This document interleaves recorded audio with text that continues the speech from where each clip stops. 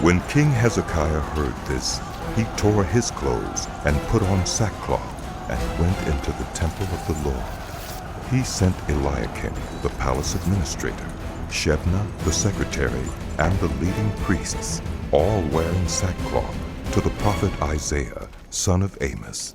They told him, "This is what Hezekiah says. This day is a day of distress and rebuke and disgrace, as when children come to the moment of birth and there is no strength to deliver them. It may be that the Lord your God will hear the words of the field commander, whom his master, the king of Assyria, has sent to ridicule the living God, and that he will rebuke him for the words the Lord your God has heard. Therefore, pray for the remnant that still survives." When King Hezekiah's officials came to Isaiah, Isaiah said to them, "Tell your master, this is what the Lord says. Do not be afraid of what you have heard. Those words with which the underlings of the king of Assyria have blasphemed me? Listen, when he hears a certain report, I will make him want to return to his own country, and there I will have him cut down with the sword." When the field commander heard that the king of Assyria had left Lachish, he withdrew and found the king fighting against Libnah. Now Sennacherib received a report that Tirhakah, the king of Cush, was marching out to fight against him. When he heard it, he sent messengers to Hezekiah with this word: "Say to Hezekiah, king of Judah, do not let the God you depend on deceive you when he says, 'Jerusalem will not be given into the hands of the king of Assyria.' Surely you've heard what the kings of Assyria have done to all the countries, destroying them completely. And will you be delivered? Did the gods of the nations that were destroyed by my predecessors deliver them? The gods of Gozan, Haran, Rezeph, and the people of Eden who were in Telassar. Where's the king of Hamath? Or the king of Arpad? Where are the kings of Lair, Sepharvaim, Hena, and Ivah?" Hezekiah received the letter from the messengers and read it. Then he went up to the temple of the Lord and spread it out before the Lord. And Hezekiah prayed to the Lord. "Lord Almighty, the God of Israel, enthroned between the cherubim, you alone are God over all the kingdoms of the earth. You have made heaven and earth. Give ear, Lord, and hear. Open your eyes, Lord, and see. Listen to all the words Sennacherib has sent to ridicule the living God. It is true, Lord, that the Assyrian kings have laid waste all these peoples and their lands. They have thrown their gods into the fire and destroyed them. For they were not gods, but only wood and stone, fashioned by human hands. Now, Lord, our God, deliver us from his hand, so that all the kingdoms of the earth may know that you, Lord, are the only God."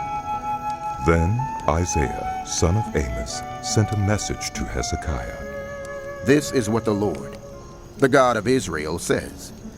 Because you have prayed to me concerning Sennacherib, king of Assyria, this is the word the Lord has spoken against him. Virgin daughter Zion despises and mocks you.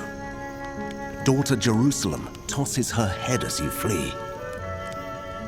Who is it you have ridiculed and blasphemed?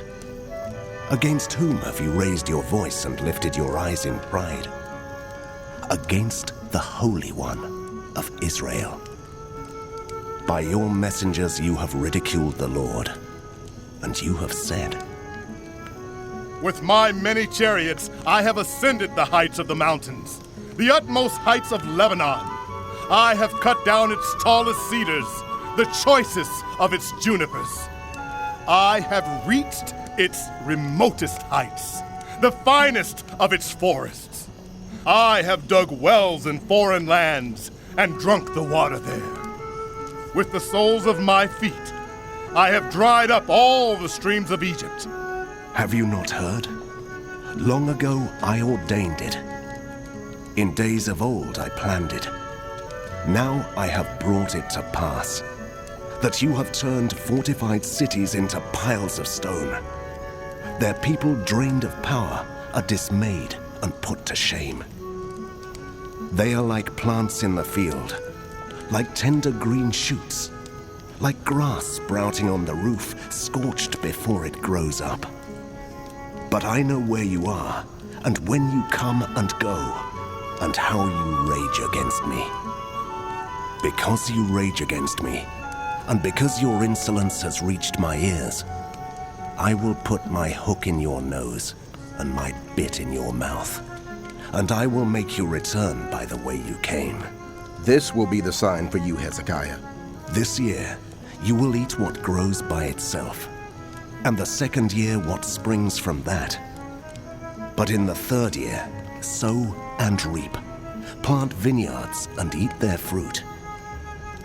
Once more, a remnant of the kingdom of Judah will take root below and bear fruit above. For out of Jerusalem will come a remnant, and out of Mount Zion a band of survivors. The zeal of the Lord Almighty will accomplish this. Therefore, this is what the Lord says concerning the king of Assyria. He will not enter this city or shoot an arrow here. He will not come before it with shield or build a siege ramp against it. By the way that he came, he will return. He will not enter this city, declares the Lord. I will defend this city and save it, for my sake and for the sake of David, my servant. Then the angel of the Lord went out and put to death 185,000 in the Assyrian camp. When the people got up the next morning, there were all the dead bodies.